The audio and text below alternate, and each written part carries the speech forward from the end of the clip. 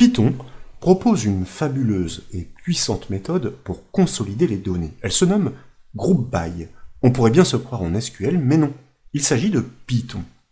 Sur l'exemple illustré à l'écran, nous travaillons à partir d'un tableau des candidats ayant obtenu des points individuellement, mais appartenant à des équipes. Sur la droite, grâce à une seule formule Python, nous consolidons les équipes, nous sommons les points pour chacune d'entre elles et livrons les résultats dans un ordre décroissant de la meilleure à la moins bonne. Nous proposons de baser l'étude sur un classeur Excel existant, bien sûr, offert au téléchargement et comme toujours, depuis le site bombache.fr. Nous découvrons bien le tableau des candidats entre les colonnes B et D. Sur la droite, une petite grille d'extraction est en attente des résultats de synthèse à livrer. Nous souhaitons une analyse statistique sur ces équipes pour connaître celle qui a obtenu le plus de points cumulés. Pour débuter, je vous invite à cliquer sur la cellule F3 pour la sélectionner, comme vous le savez, à réaliser le raccourci clavier CTRL-ALT-MAJ-P pour activer Python. Et là, nous allons sélectionner l'intégralité des points et des équipes avec les en-têtes, c'est-à-dire la plage de cellules qui va de C3 à D33. C'est ainsi que nous obtenons la syntaxe énoncée d'ailleurs, rappelée dans la barre de formule XLC3D33 headers true. Il s'agit donc d'un objet Python encapsulant et représentant ces données. Sur cet objet, nous devons appliquer la méthode Python GroupBy pour réunir ces équipes.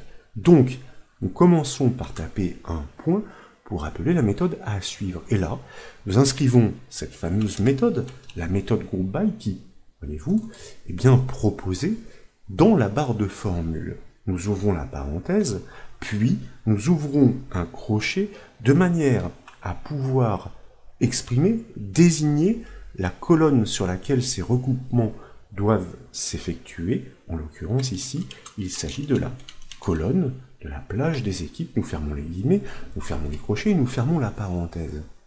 De cette manière, donc, et pour résumer, nous commandons une consolidation des informations sur les noms des équipes. Nous tapons de nouveau un point pour appeler la nouvelle méthode à suivre. Et là, nous allons inscrire la fonction d'agrégation, la fonction AGG, pour exprimer l'opération que nous souhaitons effectuer sur ces recoupements. Il pourrait s'agir d'un comptage, mais il pourrait aussi s'agir d'une somme, et c'est exactement ce que nous souhaitons, donc entre guillemets, sum en version anglaise.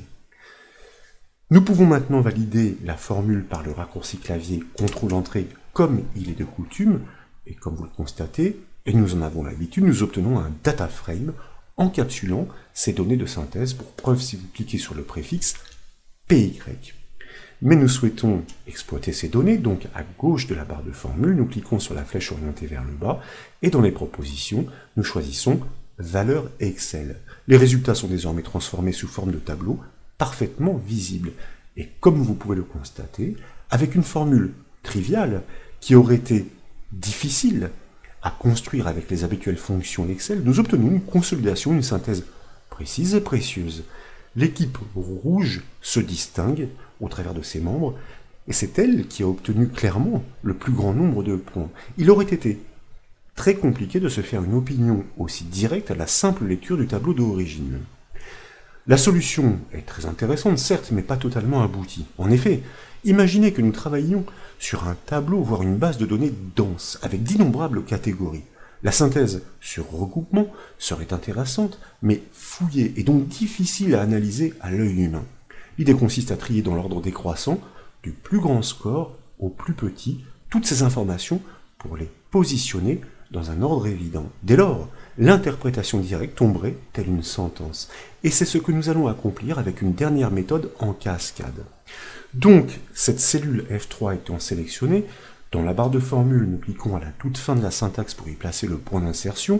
Nous tapons un point pour appeler une nouvelle méthode Python. Cette fois, il s'agit de la méthode sortValues, celle qui permet le tri. Et là, nous allons engager l'opérateur by pour expliquer, et bien sûr, quelle colonne, au singulier ou au pluriel, en l'occurrence ici au singulier, il n'y en a qu'une, nous souhaitons effectuer le tri entre crochets et entre guillemets, sur la colonne des points naturellement, celle qui est numérique, nous fermons les guillemets, nous fermons les crochets, virgule, pour un tri décroissant. Donc, nous réglons le paramètre ascending, c'est-à-dire croissant, sur la valeur false, booléen faux. Nous commandons donc pour résumer un tri sur ces données recoupées et sommées sur la colonne des points dans l'ordre décroissant. Que va-t-il en advenir? Eh bien, nous validons par contrôle entrée. Et vous avez le plaisir de découvrir une synthèse un peu plus explicite et opérationnelle.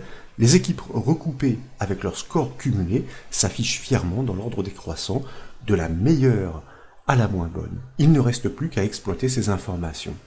Bref, j'espère que cette nouvelle démonstration de Python dans Excel vous a plu. Si c'est le cas, comme toujours, je compte sur vous pour mettre un petit j'aime à la vidéo. Et comme vous le savez, vous pouvez retrouver toutes les astuces, toutes les formations sur le site bombache.fr. Je vous remercie.